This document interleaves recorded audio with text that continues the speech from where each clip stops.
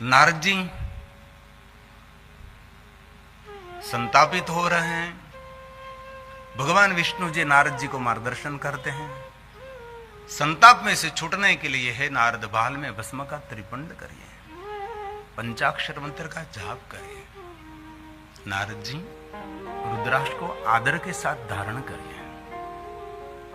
शिव नाम यथा गंगा विभूति यमुना मता विधि नाम प्रोक्ता रुद्राक्षा। गंगा और यमुना और सरस्वती का सुंदर संगम, भाल में भस्म का त्रिपुंड, मुख में शिव जी का नाम और कंठ में रुद्राक्ष। नारद जी आपका मंगल होगा। भगवान विष्णु जी ने नारद जी को 3 बातें समझाई। अब भगवान श्री हरि भगवान विष्णु जी नारद जी को कहते हैं, नारद और भी 3 बात आप सुनिए और इस 3 बात को याद करके जीवन में अनुसरण करें। ये भगवान विष्णु जी ने कहा है। हे नारद आदर के साथ सुनिए। श्रोणु सेविं कथां नित्यं वद सेविं कथां सदा। पूज्य स्वाति यत्नेन शिव भक्तान् पुनः पुनः। शिव भक्तान् पुनः पुनः। महादेव के भक्तों के संग में रहकर महादेव के भक्तों की सेवा करो। भगवान महादेव की कथा आप श्रवण करें और कथा श्रवण करने के बाद इस कथा का संदेश दूर दूर तक पहुंचाएं और कथा का चिंतन मनन करें। भगवान विष्णु जी ने नारद जी को भगवान महादेव की कथा श्रवण करने के लिए कहा है। अब भगवान महादेव की कथा सुनिए और कथा सुनने के बाद क्या हमने सुना है उसका कुछ चिंतन करिए। महादेव के भक्तों के संग में रहकर भगवान महादेव के भक्तों की सेवा करें। भगवान विष्णु जी ने नारद जी को यह नहीं कहा कि शिव जी की पूजा करिए, शिव जी की सेवा करिए, क्योंकि महादेव के भक्तों की सेवा हुई शिव की पूजा है। महादेव के भक्तों का आदर वही भगवान महादेव का अर्चन है। कोई भी जीव मात्र को तृप्त करना हो शिव जी का श्रेष्ठ अर्चन है, वही शिव जी का श्रेष्ठ आराधन है। हे नारद, कथा श्रवण करना वो श्रेष्ठ सद्गुण है। हमारी सनातनी परंपरा में हम नवधा भक्ति की महिमा गाते रहते हैं। इनमें पहली भक्ति तो कथा श्रवण करनी चाहिए। कोई मनुष्य कहे मुझे आध्यात्मिक बनना है तो मुझे क्या करना चाहिए, तो उसको ही नहीं कहना चाहिए कि आप बाल में तिलक करिए, मंदिर जाइए। उनके लिए एक ही बात रहेगी, आपको आध्यात्मिक क्षेत्र में प्रवेश करना है और आध्यात्मिक बनना है और भगवान की भक्ति में आपको प्रवेश करना है तो पहला द्वार तो कथा सुनना है। और 1-2 कथा सुनने से जीवन में कुछ नहीं होगा। दीर्घ काल तक श्रेष्ठ वक्ताओं को सुनने का प्रयास करना चाहिए। निरंतर भगवान की कथा सुनते रहेंगे तो हृदय में भक्ति का बीज धीरे से अंकुरित होगा। कई लोग ऐसे हमने देखे, ये कथा सुनकर इतने भक्त बन जाते, इतने भक्त बन जाते हैं, थोड़े दिनों के बाद ये भक्ति शांत भी हो जाती है। ऐसे बहुत लोग हैं। नित्य जीवन में क्रम बना रहे, वो जीवन का बहुत मूल्य है। कथा श्रवण करिए, कथा सुनिए। और कथा प्रेमी लोग वो दुनिया में बहुत कम है। जीवन में मान सम्मान प्रतिष्ठा पद पदवी जमीन जागीर धन संपत्ति की बहुत लालच है, लेकिन बहुत कम लोग हैं। श्रवण प्रीति ही लालच है। भगवान की कथा सुनने में जिनका प्रेम है और सुनते सुनते एक दिन चित्त ऐसा निर्माण हो जाएगा, शिव प्राप्ति भवे। भगवान महादेव को मैं कैसे मिलूं, भगवान शिव तक मैं कैसे पहुंचूं, ये झंखना शुरू हो जाएगी। और भगवान महादेव को मिलने की झंखना वही श्रेष्ठ उपासना है। मिल गए तो वहां पूर्ण विराम हो जाता है, मीरा निरंतर कृष्ण भगवान को ढूंढ रही थी, इधर उधर, वन में, जंगल में, नगर नगर में, शहर शहर, तीर्थ तीर्थ में। और किसी ने कहा था कि आपको तो पता है कृष्ण तो बहुत समय से दुनिया को छोड़कर चले गए, सधाम चले गए, गौलोक चले गए। आपको पता होना चाहिए कि कृष्ण आपको नहीं मिलने वाले हैं। तो मीरा ने यही कहा था, मुझे उसको मिलना नहीं है, उसको ढूंढने में जो आनंद है वो मिलने में आनंद नहीं होगा। इसलिए निरंतर मैं उसकी खोज करता रहूं, यही मेरी भक्ति है। मुझे कहां मिलेगे, वो कहां होगे, वो कहां रहते होगे, कैसे होगे, इसकी तालावेली वो जीवन की श्रेष्ठ उपासना है। निरंतर महापुरुष साधना में लीन रहते, उपासना में निरंतर प्रवृत्त रहते हैं। इसलिए भक्ति मार्ग में प्रवेश करना है तो कथा श्रवण करें। श्रोत्रेण श्रवणं तस्य, जो भगवान व्यास जी ने गाया है। शिव महापड़ ग्रंथ में नवधा भक्ति की अद्भुत महिमा है, जैसे रामचरितमानस में है, शिव महापड़ ग्रंथ में, सभी ग्रंथों में, 18 पुराणों में है। ये भगवान व्यास जी ने गाया है। श्रोत्रेण श्रवणं तस्य वचसा कीर्तनं तथा मननं तस्य, ये साधन नहीं, महासाधन मुच्यते, महासाधन मुच्यते। भगवान की कथा श्रवण करना, मन से चरित्रों का मनन करें, वाणी से भगवान का कीर्तन करें। शिव महापड़ ग्रंथ में बहुत बड़ी महिमा है, इसीलिए कथा श्रवण करना ये सबसे बड़ी उपासना है। जो भगवान महादेव की कथा श्रवण करते हैं उसकी अलग महिमा है। जो महादेव का ध्यान करते, महादेव की उपासना करते, महादेव की पूजा करते, महादेव का अर्चन करते, ते जन्म बाज खलो जीवलोके, जीवलोक में उसका ही मंगल है। जो शिव जी का ध्यान करते हैं, कोई प्रयास के बिना ये महादेव तक पहुंच सकते हैं। जिनकी वाणी भगवान का गुणगान करती है, जिनकी वाणी भगवान की स्तुति करती है, और कोई भी प्रयास नहीं करेगा तो भी भव पार होगा। ये भगवान व्यास जी का वचन है।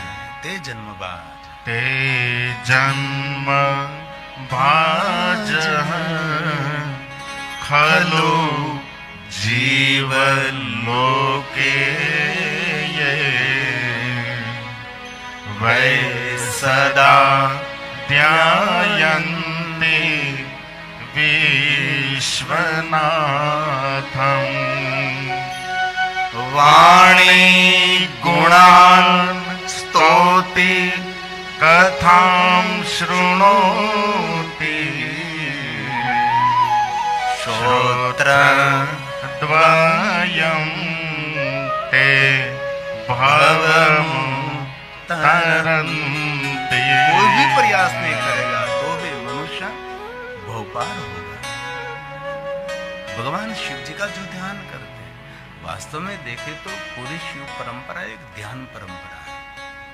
ध्यान नहीं कर सकता वो भगवान की पूजा करते हैं, वो अर्चन करते हैं। हम देखे तो भगवान महादेव जी का जहां वर्णन देखते हैं वहां भगवान महादेव जी ध्यानस्थी रहते हैं। થોડુંક પણ સંભળાતું હોય, કાલે આમ નામ કથા કરું છું।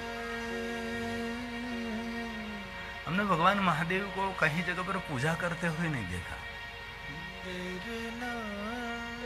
पूजा का कोई विरोध नहीं है, लेकिन शिव जी को देखे। कहीं हमने भगवान महादेव को यज्ञ करते हुए नहीं देखा, कभी नहीं। शिव जी के जहां वर्णन देखे वहां शिव जी ध्यानस्थ है। इसीलिए पूरी शिव परंपरा ये ध्यान से आधारित है। और शिवालय का गर्भगृह वो भी एक ध्यान केंद्र है। जो ध्यान नहीं करता वो पूजा करता है। लेकिन शिवलिंग वो ध्यान का सबसे बड़ा प्रमाण है। ध्यान के लिए कोई केंद्र भी नहीं होते, शिवलिंग है। अपने विचारों को एक स्थान पर केंद्रित करना है तो भगवान महादेव का निराकार लिंग स्वरूप ये ध्यान का सबसे बड़ा केंद्र है। लेकिन ध्यान मार्ग में बहुत कम लोग हैं, नहीं बात। और शिव जी को देखे तो भगवान शिव जी जहां देखो वहां ध्यानस्थ रहते हैं। ध्यानित्यम महेशम रजत गिरिभो चारु चंद्र वसंतम, महादेव ध्यानस्थ रहते हैं। इसलिए पूजा अर्चन तीर्थ यात्रा यज्ञ यागादि आवश्यक है, लेकिन महादेव के भक्तों के लिए ध्यान इस श्रेष्ठ परंपरा ये नित्यम महेशम, भगवान शिव जी ध्यानस्थ रहते हैं। रजत गिरिनिभं चारु चंद्रा हे महादेव, हे महादेव, हे महादेव, रत्ना कल्पोज्ज्वलांगं परशुमृग भरा भीतिहस्तं प्रसन्नं पद्मासीनं समन्तात् स्तुतममरगणैर्व्याघ्रकृतिं वसानम् विश्वाद्यं विश्ववन्द्यं निखिलभयहरं पञ्चवक्त्रं त्रिनेत्रं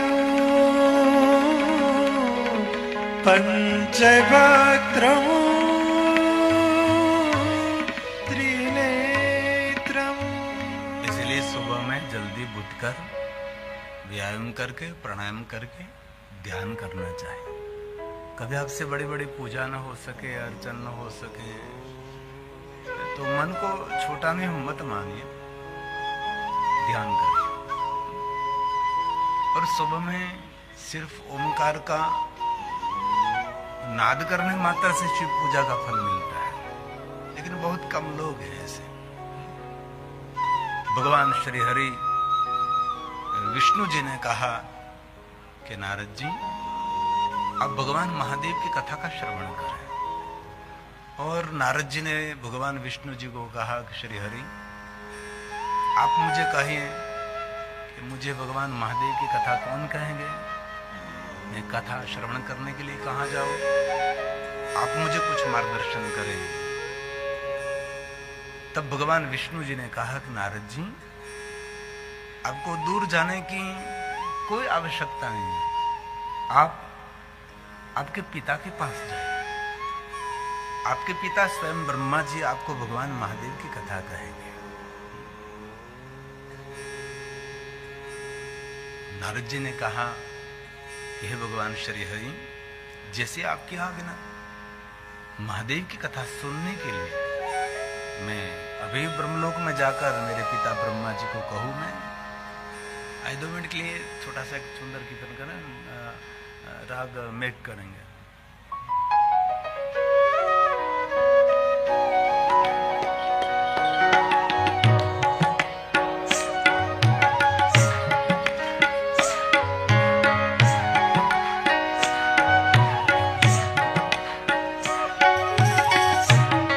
जय शिव महादेवा दया करो, जय शिव महादेवा दया करो, जय शिव महादेवा दया करो, जय शिव महादेवा दया करो, जय शिव महादेवा दया करो, जय शिव महादेवा दया करो, जय शिव महादेवा दया करो। थोड़ा बेच करके थोड़ी इफेक्ट दीजिए। मोनो बज रहा है, मोनो नहीं, इफेक्ट खुला वक्त बजना चाहिए। जैसे शेर गर्जना करता है वैसे गला दबाकर बोलते हैं, ऐसा नहीं। इतना यहाँ सुनाई देना चाहिए कि श्रोताओं की ताली का आवाज यहाँ नहीं सुनाना चाहिए। इतने जोर से सुनिए।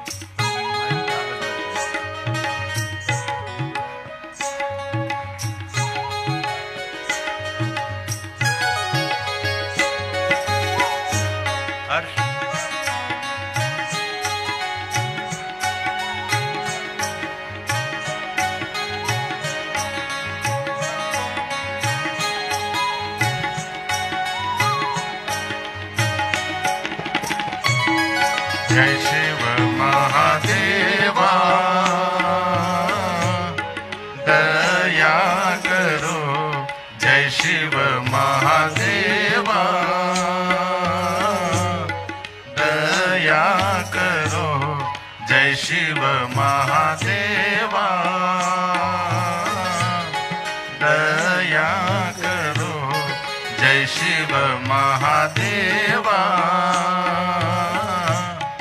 दया करो नमः शिवाय नमः शिवाय नमः शिवाय नमः शिवाय नमः शिवाय नमः शिवाय जय जय शिव महादेवा जय शिव महादेवा दया करो जय शिव महादेवा दया करो जय शिव महादेवा दया करो जय शिव महादेवा दया करो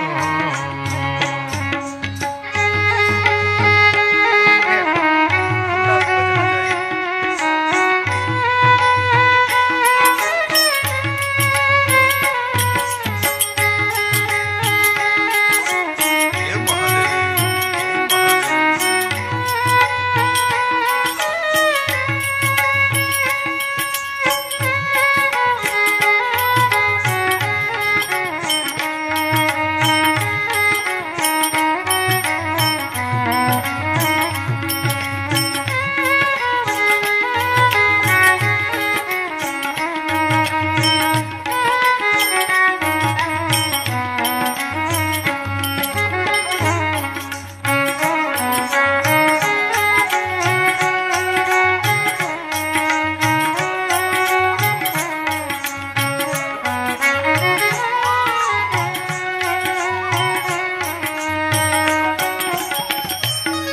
जय शिव महादेवा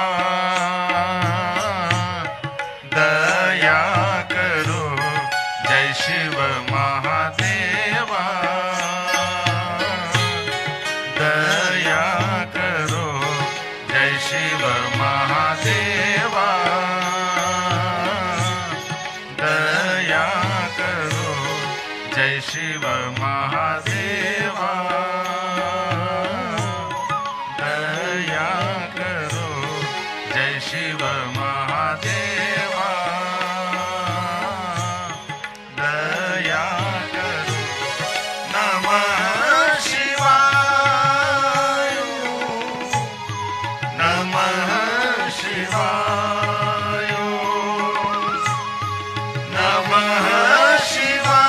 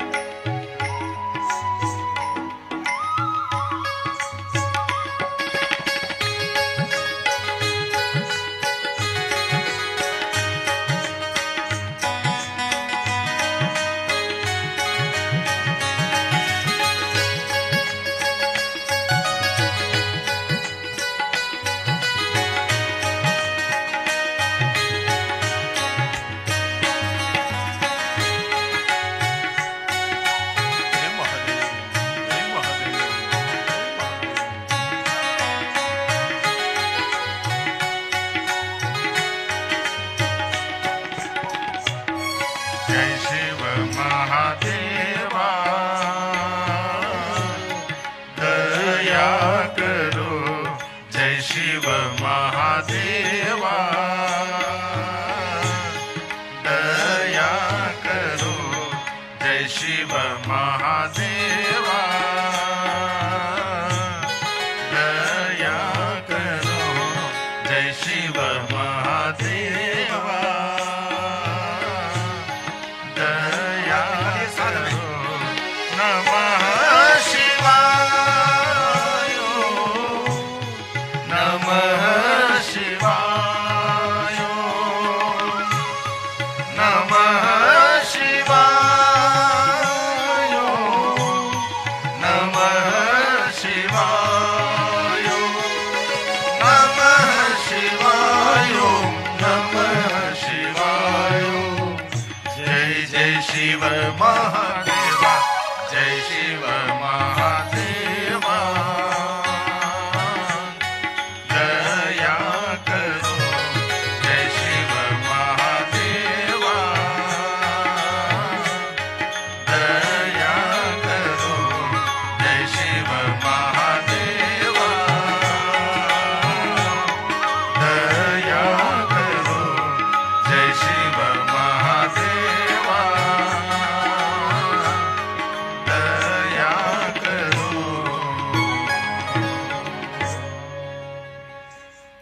भगवान विष्णु जी ने कहा और नारद जी ब्रह्मलोक में बता रहे हैं। ब्रह्मा जी सुंदर आसन पर विराजमान थे। चतुर्मुखी ब्रह्मा जी प्रसन्न मुख मुद्रा से बैठे थे।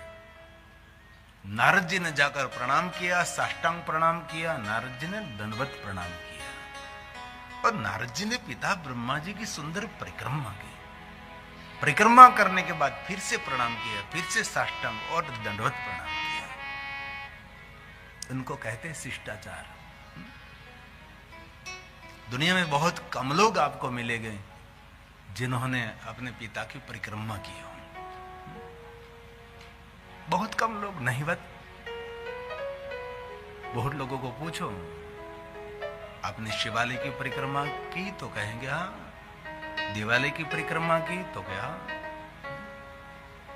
चित्रकूट में जाकर कामदगिरी पर्वत की परिक्रमा की तो क्या, महाराष्ट्र में जाकर ब्रह्मगिरी पहाड़ की परिक्रमा की तो कहेगा, दक्षिण भारत में जाकर देवगिरी पहाड़ की परिक्रमा की तो कहेगा।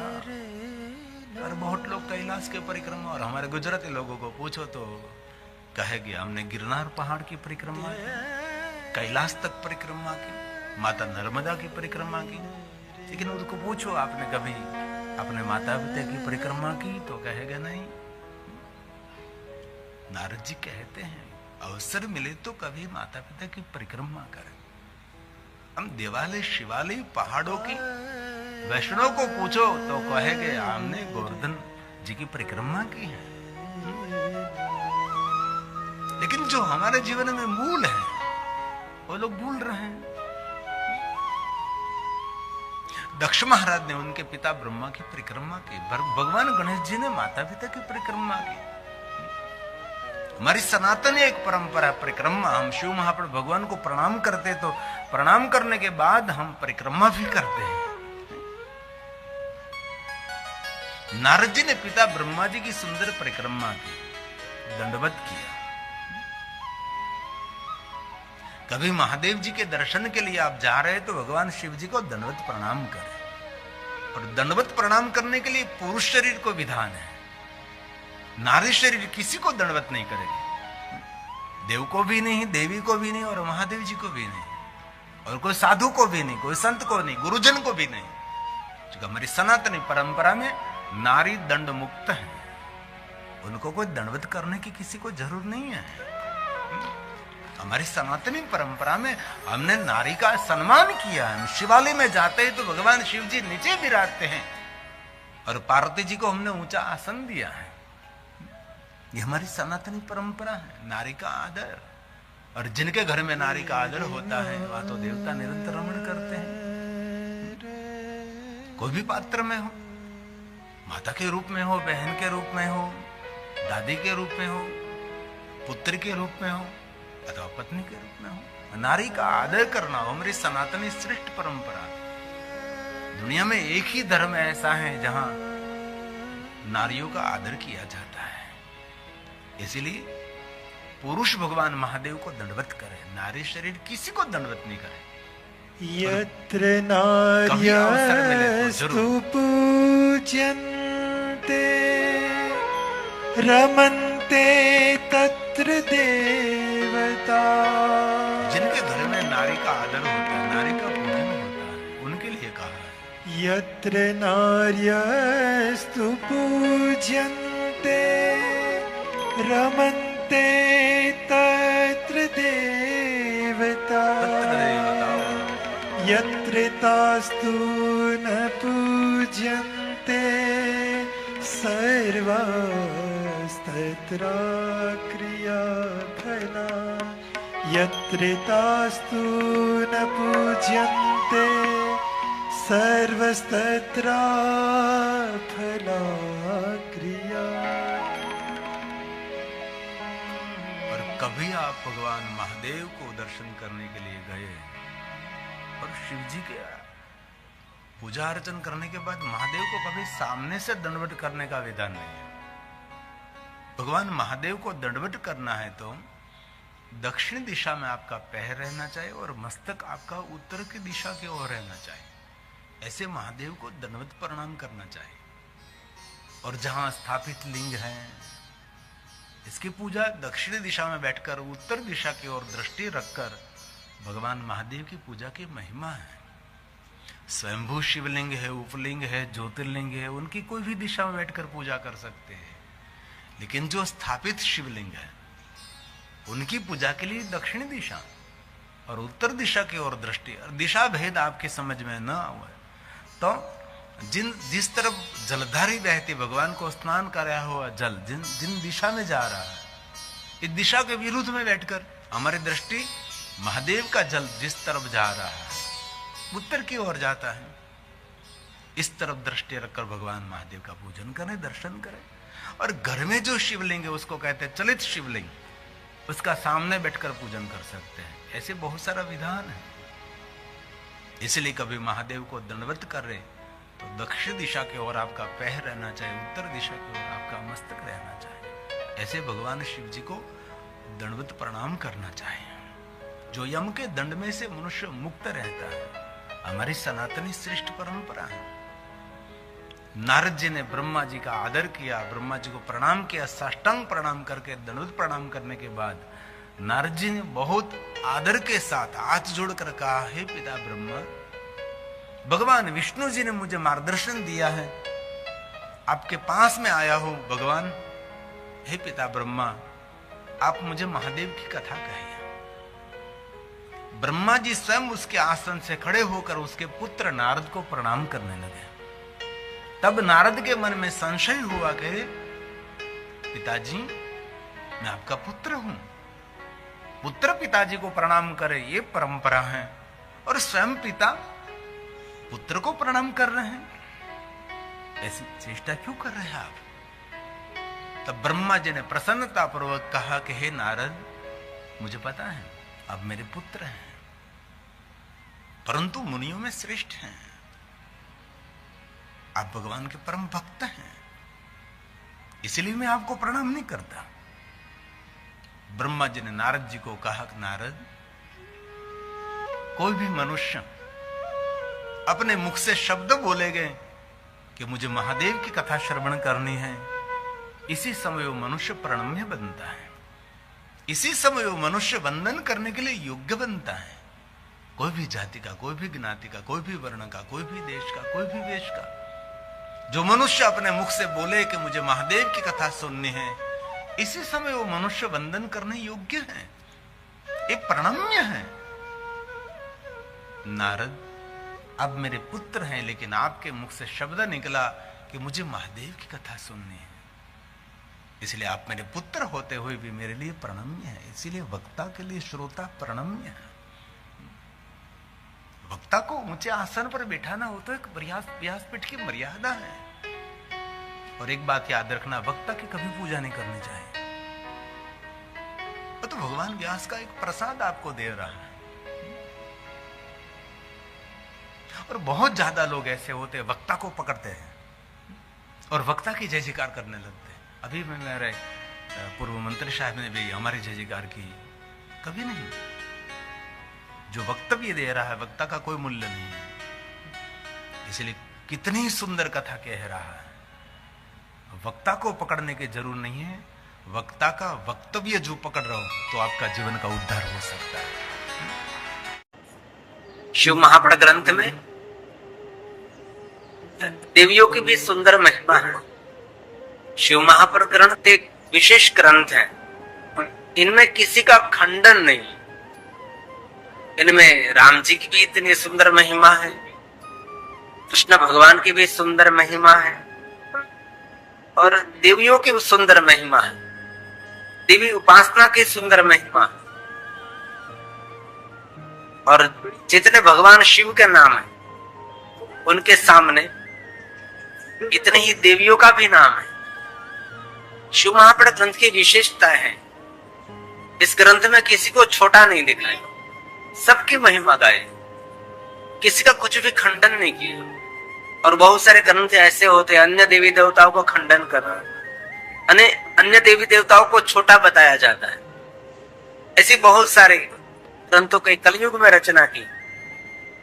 एक ग्रंथ मैंने पढ़ा था, मैं संप्रदाय का नाम नहीं दे रहा हूं, लेकिन इनमें शिव जी को बहुत छोटा दिखाई दिया था, तो मुझे ठीक नहीं लगा। शिव जी के लिए ऐसे शब्दों का प्रयोग भी किया गया था, लेकिन वो उचित नहीं था। लेकिन आज तो सब अपने मनमाने करते हैं, कौन बोले कौन कहे, क्योंकि संयम नहीं है। लेकिन हर प्रवचनकार को याद रखना चाहिए, शिव के समान कोई देव नहीं है, शिव समान कोई दाता नहीं। जीवन की आपदी, विपत्ति, दुख, ताप, संताप, निर्धनता, दरिद्रता, उद्वेग, भय, सब में से मुक्त करने वाला शिव है। शिव समान दाता नहीं, अनविपत विदारण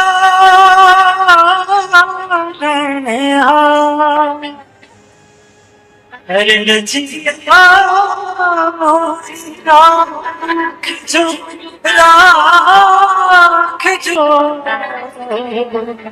शिवनंद के हसिवा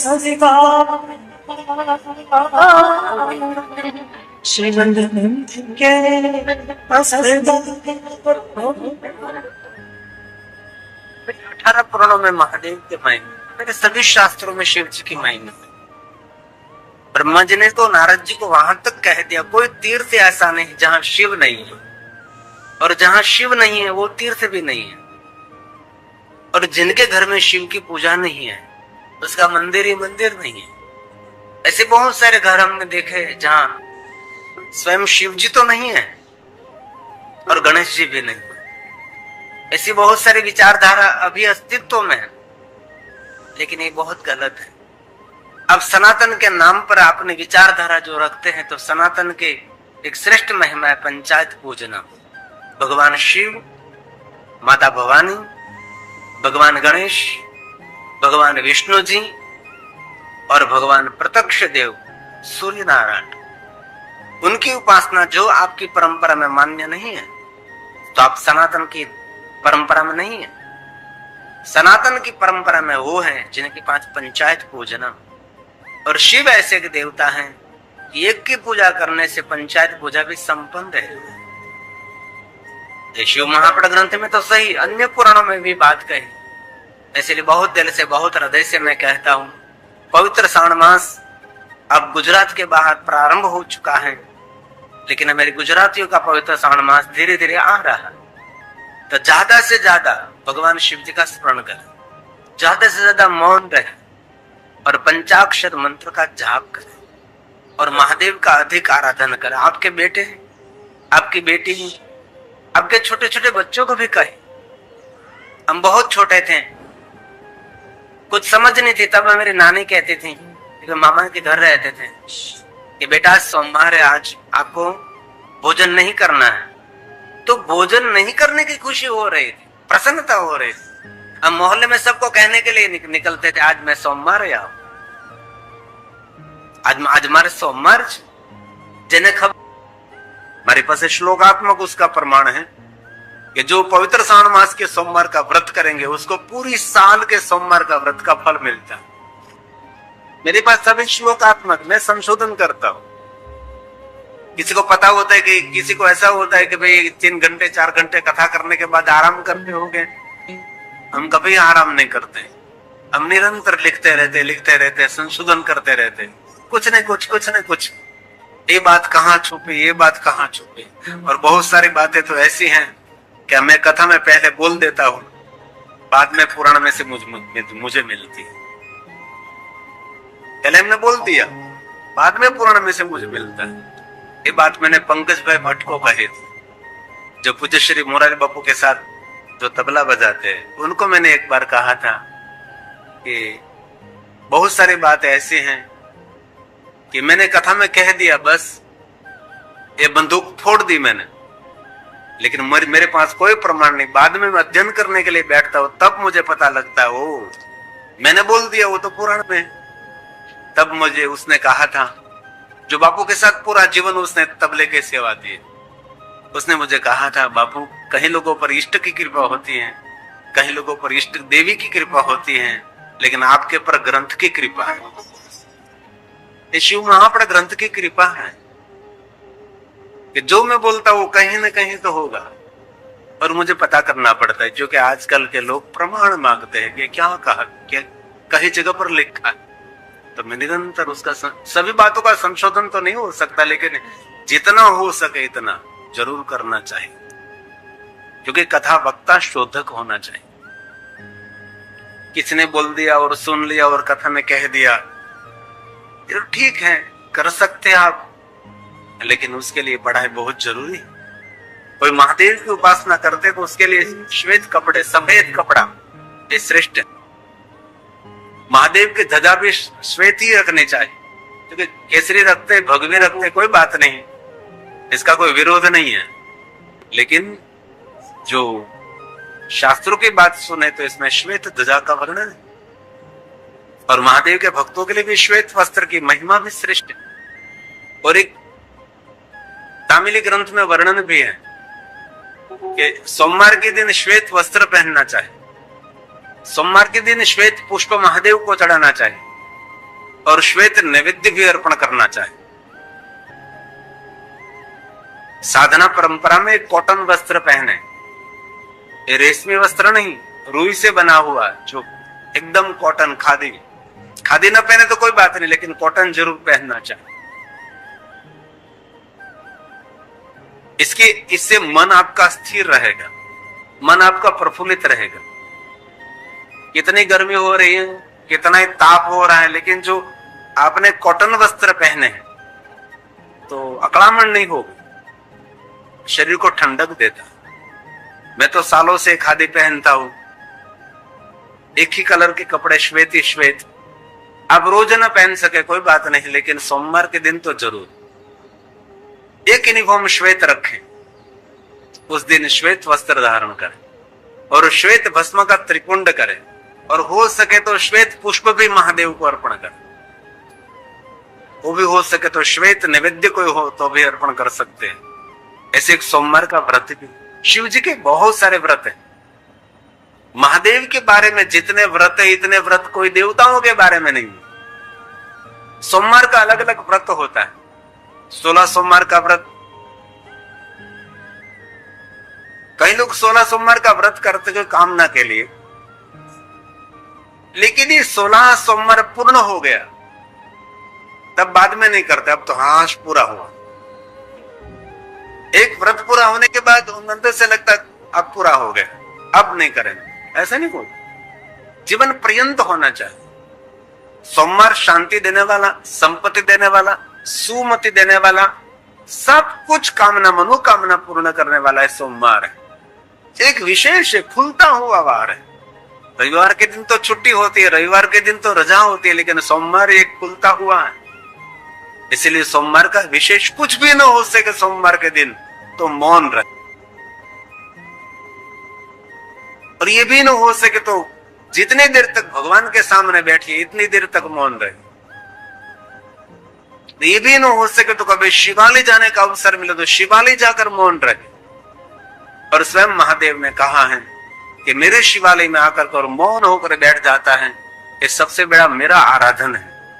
महादेव को मौन प्रिय है, इसलिए शिव भक्तों को ज्यादा से ज्यादा मौन रहना चाहिए। मौन रहने से भीतरी शक्ति खिलती है, मौन रहने से बहुत सारे फायदे हैं। लेकिन कारण हो तो जरूर बोले, लेकिन बहुत दिल से कहता हूं, 10 शब्दों से बात पूरी हो जाती है तो 11वां शब्द का उपयोग नहीं करना चाहिए। 5 शब्दों से बात पूरी हो गई तो छठे शब्द का क्यों प्रयोजन करें, तभी नहीं। लेकिन ठीक है, सामने बैठे बैठे बात वार्तालाप कर रहे, बात अलग है। लेकिन कई लोग तो फोन में भी तमीज नहीं, इतनी लंबी लंबी लंबी घुमा घुमा घुमा घुमा कर बात करते हैं। घुमाने वाला फोन तो चला गया, लेकिन घुमाने वाली बात हम नहीं बोले। एकदम कम शब्दों में बात करें। पहले तो नाम दीजिए। कई लोग मेरे पर फोन करते पूरी बात कर लेते, कौन है कोई मुझे पता नहीं। अरे पहले आप नाम तो दीजिए, मैं यहां से बोल रहा हूं, मैं ये हूं। मोबाइल तो सबके पास है, लेकिन मोबाइल में किस तरीके से बात करनी चाहिए तो किसी के पास तरीके, बहुत कम लोग हैं जो पढ़े लिखे हैं।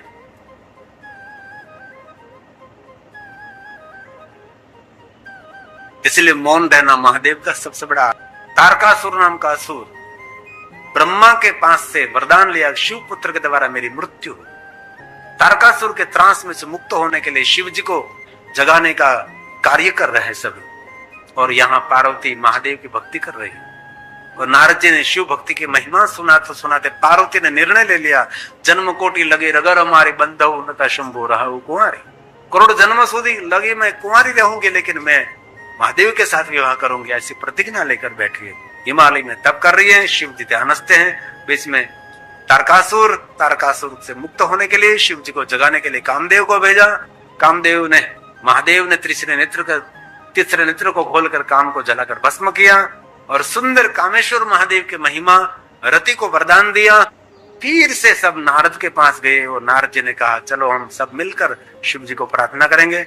महादेव को प्रार्थना की, शिव जी जागे उठे और सप्त ऋषि पार्वती को आशीर्वाद देने के लिए गए और पार्वती ने अपना तप पूर्ण किया। और शिव और पार्वती के विवाह की कथा शिव पुराण ग्रंथ में रुद्र संहिता में पार्वती खंड में कथा है।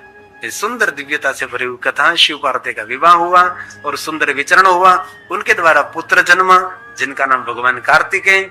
और देवताओं के सैन्य लेकर तारकासुर के साथ युद्ध हुआ, तारकासुर का अंत हुआ। आकाशीय तारक लिंगम और तारकासुर के पर विजय प्राप्त होने के बाद देवताओं के सेनापति भगवान कार्तिकेय बने।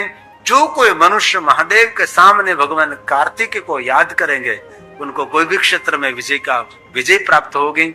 और भगवान कार्तिकेय की महिमा शिव पुराण ग्रंथ में है। और दूसरे पुत्र भगवान गणेश जी है, जो विघ्नहर्ता तो है लेकिन मंगल कर्ता भी भगवान गणेश है। उनकी महिमा गाई, शिव परिवार की महिमा। जितने नाम है इतने नामों की कथा, 12 ज्योतिर्लिंग की कथा, अनंत कथा शिव पुराण ग्रंथ में बहुत सारी कथा है। लेकिन 9 दिन बहुत कथा मैंने छोड़ दी, बहुत कथा कही, क्योंकि 9 दिन में सब कुछ मैं कह नहीं सकता।